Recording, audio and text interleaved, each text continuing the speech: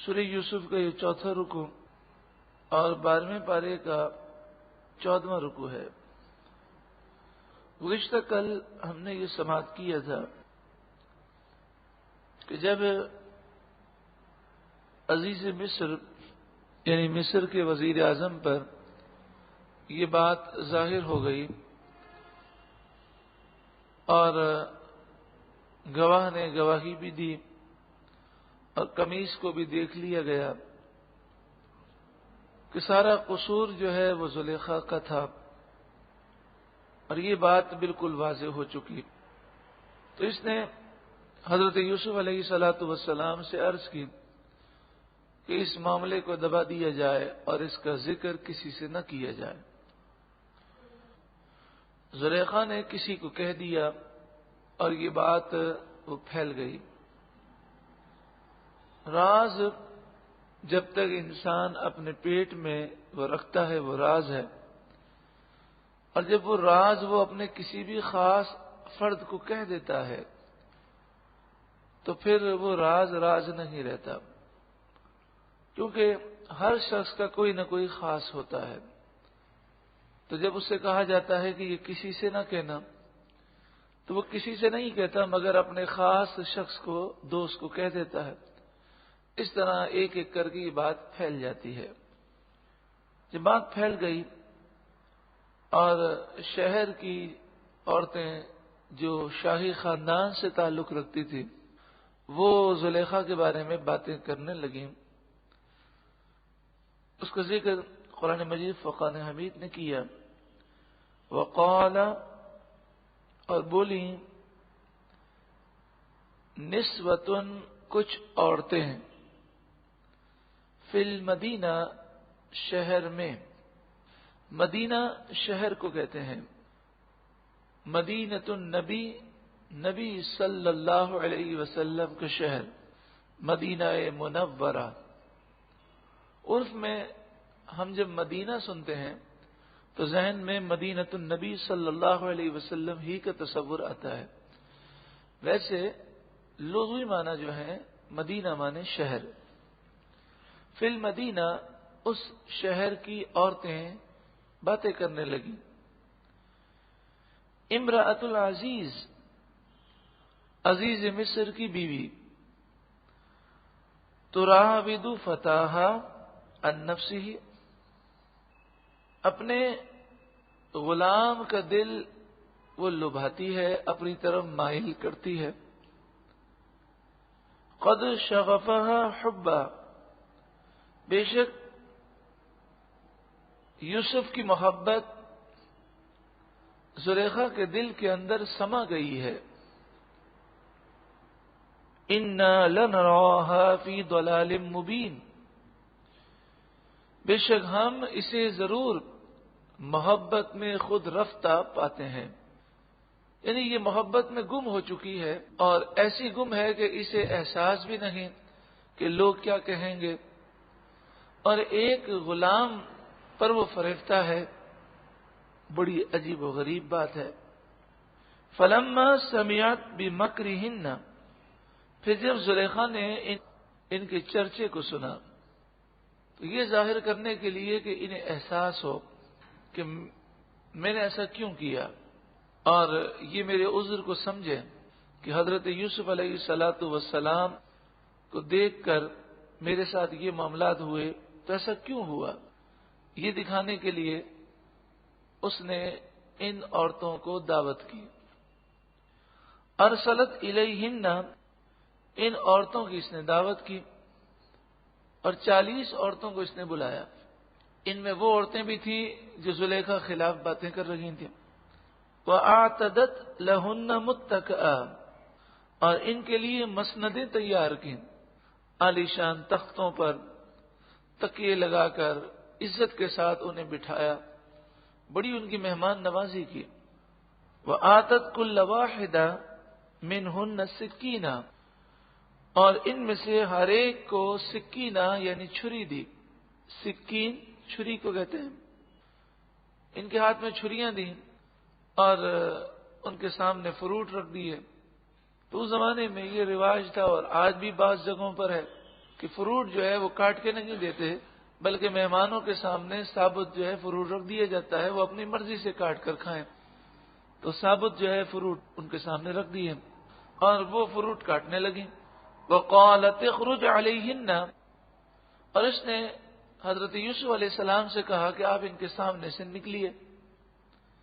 یوسف علیہ السلام تو کام کاج آپ فرمایا کرتے تھے، تو آپ اس وقت چونکہ دعوت ہوئی تھی تو آپ اس کے انتظامات میں مصروف تھے، لیکن آپ کو کسی سے کوئی غرض نہ تھی، بالکل بے پرواہی، کوئی کشش آپ کی نگاہوں میں نہ تھی کہ آپ ان سے متاثر ہوں یا ان کی طرف دیکھیں۔ تو اس نے آپ کو ان عورتوں کے سامنے سے نکالا۔ فَلَمَّا رَأَيْنَهُ أَكْبَرْنَهُ، پھر جب ان عورتوں نے حضرت یوسف علیہ السلام کو دیکھا، اکبرنہ، تو یوسف علیہ السلام کی تعریفیں کرنے لگی اور آپ کے حسن میں ایسی گم ہو گئیں کہ انہیں احساس نہ ہوا، انہوں نے اپنے آپ کو فراموش کر دیا اور وہ چھری چلتی رہی اور ان کی انگلیاں کٹ گئیں، کیونکہ وہ اس وقت لیمو یا کوئی پھل کاٹ رہی تھی۔ اس دوران یوسف علیہ السلام کو گزر ہوا تو وہ حسن میں ایسی گم ہو گئیں کہ وہ چھری چلتی رہی، انہیں احساس نہ ہوا، یہاں تک کہ ان کی انگلیاں کٹ گئیں اور انہیں درد کا ذرہ برابر بھی احساس نہ ہوا۔ وَقَطَّعْنَا أَيْدِيَهُنَّ، اور انہوں نے اپنی انگلیاں کاٹ لیں۔ وَقُلْنَا، اور وہ بولیں، حاشا للہ، اللہ کو پاکی ہے، یعنی اللہ کی قسم، ما ھذا بشرا، یہ تو بشر ہی نہیں ہے، ان ھذا الا ملک کریم، یہ تو کوئی معزز فرشتہ ہے۔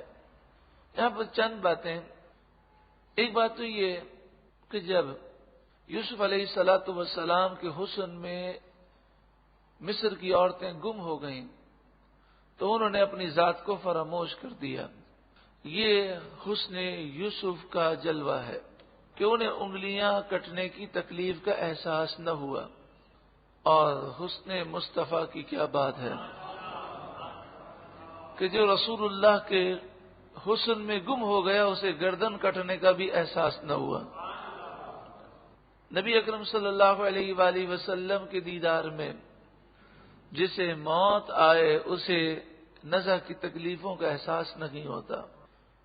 حضرت عائشہ فرماتی ہیں، مصر کی عورتوں نے یوسف علیہ السلام کو دیکھا تو انگلیاں کاٹنے، اگر وہ میرے آقا کو دیکھتی تو اپنی گردنیں کاٹ دیتے ہیں۔ حسن یوسف کو دیکھ کر مصر کی عورتوں نے انگلیاں کاٹیں، اور رسول اللہ کے حسن کا جمال دیکھیں کہ صرف آپ کا نام سن کر عرب کے مردوں نے اپنی گردنیں آپ کے قدموں پر نچھاور کر دیں۔ وہ مصر کی عورتیں ہیں، ویسے بھی عورتوں کے دل نازک ہوتے ہیں، لیکن عرب کے مرد، انہوں نے اپنی انگلیاں نہیں، اپنی گردنیں، اور حسن دیکھ کر نہیں، صرف نام پر، تو دیکھنے کا عالم کیا ہوگا۔ انہوں نے کہا کہ یہ بشر ہی نہیں، یہ تو ایک معزز فرشتہ ہے۔ ایسا انہوں نے کیوں کہا؟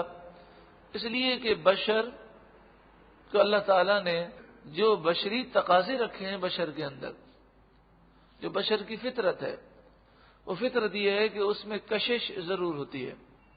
خوبصورت اگر کھانے موجود ہوں تو اس جو کھانے کی طرف دیکھنے کا دل ضرور ہوتا ہے، کہیں سجاوٹ کی گئی ہو تو بار بار انسان کو اس سجاوٹ کو دیکھنے کا دل چاہتا ہے۔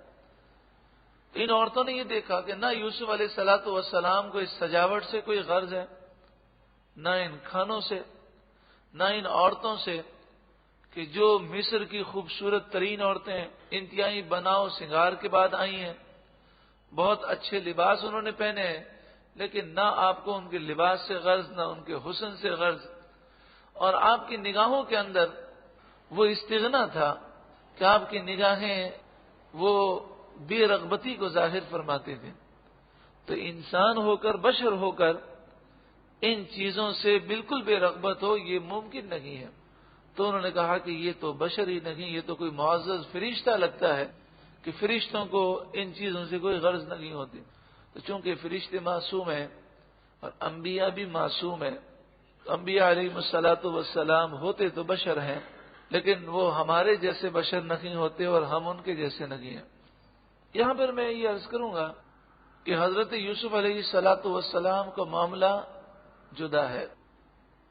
عام انسان جو ہے وہ ان معاملات کے اندر اپنے اوپر قابو نہیں رکھ سکتا، یہ تو اللہ کے نبی ہیں۔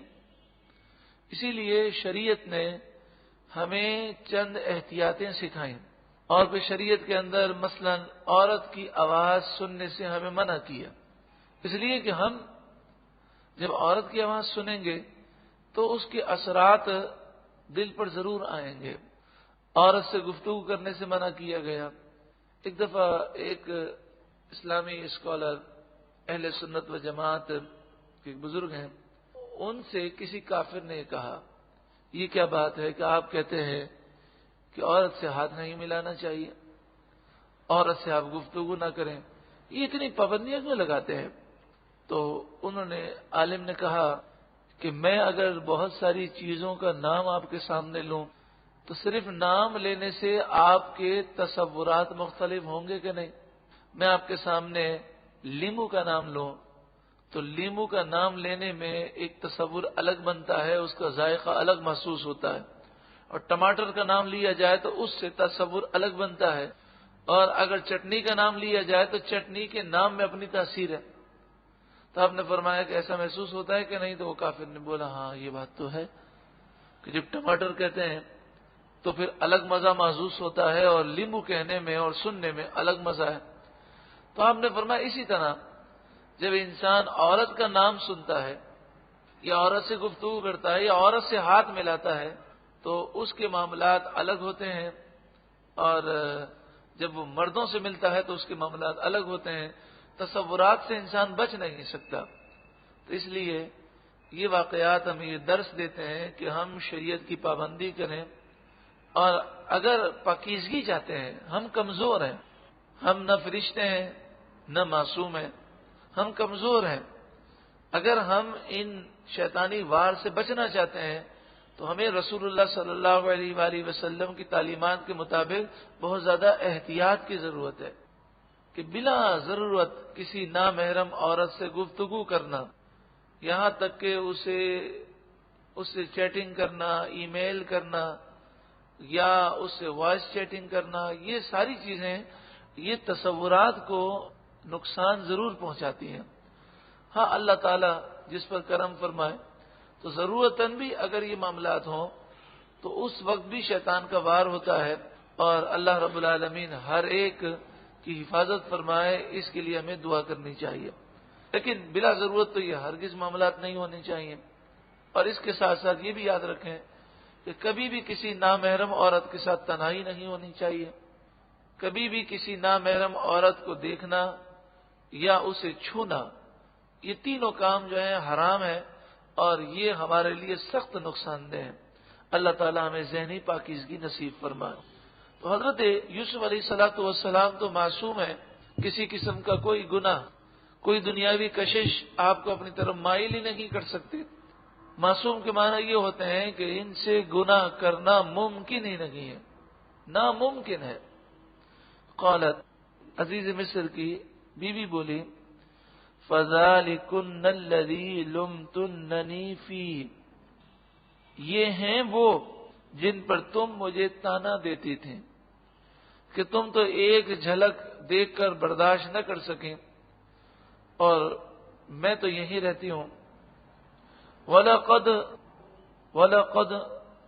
رَاوَدتُّهُ عَن نَفْسِهِ، بے شک میں نے انہیں اپنی طرف مائل کرنے کی کوشش کی، فَاسْتَعْصَمَ، انہوں نے اپنے آپ کو بچا لیا، وَلَئِن لَّمْ يَفْعَلْ مَا آمُرُهُ لَيُسْجَنَنَّ، اور جو میں کہتی ہوں اگر انہوں نے نہ کیا، یعنی میں جو برائی کی دعوت دے رہی ہوں اس دعوت کو انہوں نے قبول اگر نہ کیا تو ضرور بضرور انہیں قید خانے میں ڈالا جائے گا، وَلَيَكُونًا مِّنَ الصَّاغِرِينَ، اور ضرور بضرور وہ مشقت اٹھائیں گے۔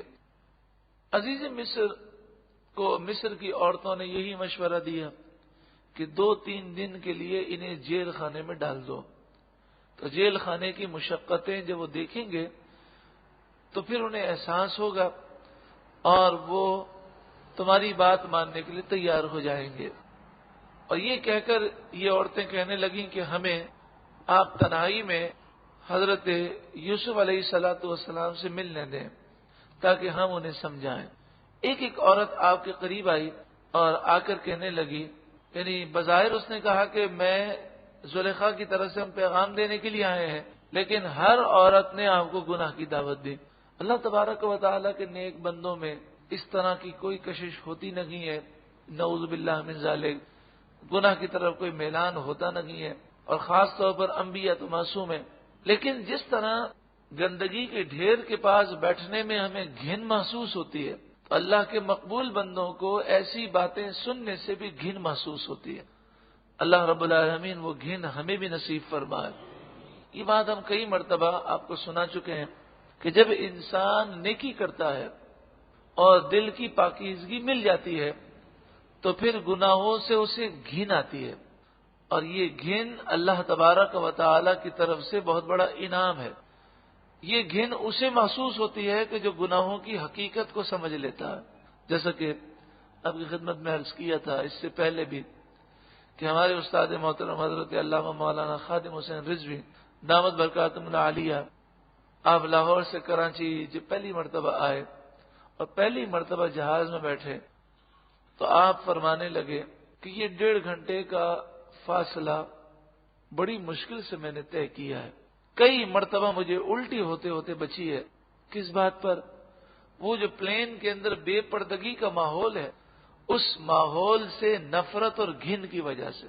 اب تو آپ کے پاؤں میں تکلیف ہے، لیکن جب آپ اس سے پہلے تشریف لاتے تو آپ ایئرپورٹ پر اس طرح تیزی سے نکلتے تھے کہ جیسے کوئی جو ہے قید خانے سے بھاگ رہا ہو، اس قدر آپ کو بے پردگی سے گھن اور نفرت۔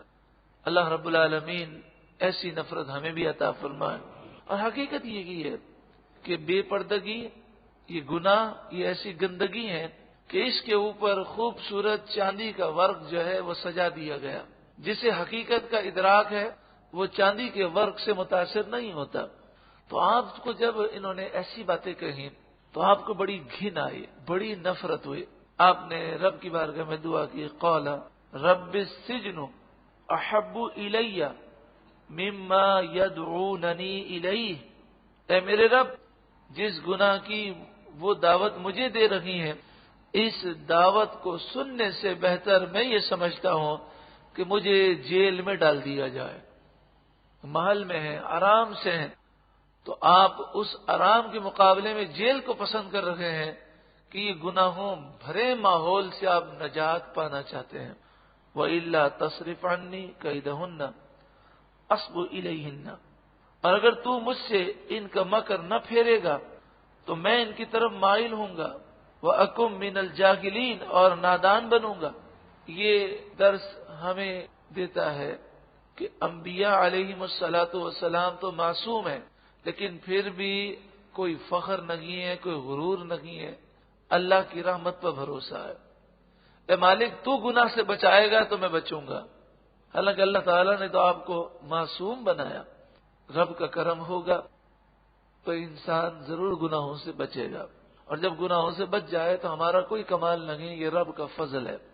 فاستجاب له ربه، تو ان کے رب نے ان کی دعا قبول فرمائی۔ فصرف عنه كيدهن، اور اس سے عورتوں کا مکر پھیر دیا۔ انه هو السمیع العلیم، بے شک وہی خوب سننے والا، علم والا ہے۔ ثم بدا لهم من بعد ما رأوا الآیات، ساری نشانیاں دیکھنے کے بعد انہیں یہی بات سمجھ میں آئی، لَيَسْجُنُنَّهُ حَتَّى حِينٍ، کہ ایک وقت کے لیے یوسف علیہ السلام کو جیل میں ڈال دیا جائے۔ زلیخا نے عزیز مصر سے کہا کہ اب میری بڑی بدنامی ہو رہی ہے اس غلام کی وجہ سے، اور یہ بات لوگوں پر کھل گئی ہے کہ قصور میرا ہے۔ اب ایسا کیجئے کہ چند دنوں کے لیے انہیں جیل خانے میں ڈال دیں، تاکہ لوگ یہ سوچیں کہ شاید قصور ان کا ہوگا تبھی تو انہیں جیل میں ڈالا گیا، اور جب یہ معاملہ ٹھنڈا ہو جائے گا تو پھر جیل سے نکال لیجئے گا۔ عزیز مصر نے اس بات سے اتفاق کیا اور حضرت یوسف علیہ السلام کو جیل میں ڈال دیا گیا۔ 5 برس جیل میں ہو گئے۔ انہوں نے جیل میں ڈالا تھا صرف چند دنوں کے لیے، لیکن پھر جیل میں ڈال کے وہ بھول گئے۔ 5 برس جیل میں گزر گئے۔ پھر اس کے بعد 2 قیدی جیل میں داخل ہوئے جن کا ذکر آگے آ رہا ہے۔